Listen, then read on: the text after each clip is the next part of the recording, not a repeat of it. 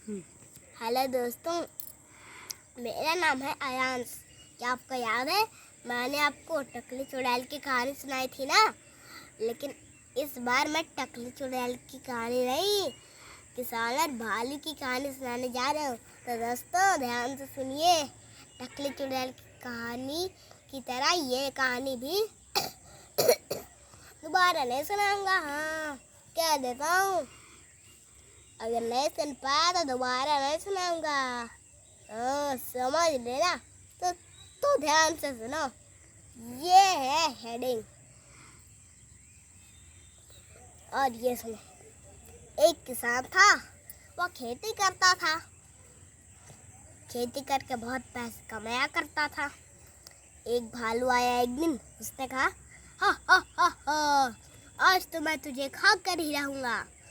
तो किसान ने कहा भालू भाई साहब मुझे मत खाना, आप जो कहोगे मैं वो करूँगा। किसान ने ऐसा कहा डरते डरते।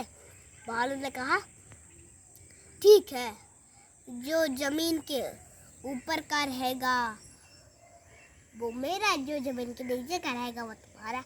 भालू ने सोचा कि किसान नीचे की जड़ खाएगा, मिट्टी लगी रहेगी। लेकिन किसान भी कम होशियार नहीं था। उसने आलू बोया, आलू की खेती की, आलू तो उग गया। भालू को मिले आलू के पेड़, किसान को मिले आलू। किसान ने आलू भून कर खाया और उसकी चिप्स बना के खाया। और भालू ने तो खाया आलू की पत्ती, आलू का पेड़। भालू का तो सर ही चकरा गया और फिर उसने कहा अब जो जमीन के ऊपर का रहेगा वो तुम्हारा, जो जमीन के नीचे का रहेगा वो मेरा। ऐसा भालू ने सोचा। लेकिन किसान कम होशियार नहीं था। उसने गेहूं बोए और आपको तो याद है गेहूं तो खेत के ऊपर उगते हैं। और किसान को मिले गेहूं और भालू को मिले गेहूं के झाड़। और किसान ने उसका रोटी बना के खाया, सब्जी रोटी बनाया वो भी खाया। और भालू ने तो खाया गेहूं का जड़।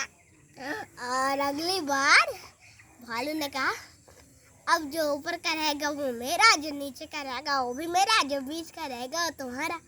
किसान भी कम होशियार नहीं था। उसने गन्ने बोए, भालू को मिले पत्ती और जड़ और किसान को मिले ऊख। उसने ढूंढा खाया, लडुआ खाया, गुड़ खाया और गन्ने का रस पिया, गन्ना चूहा। और भालू ने तो खाया पत्ती और जड़। भालू का तो सर ही चकरा गया, भाग गया, फिर कभी नहीं आया। और यही कहानी होती है यहाँ खत्म। Bye bye.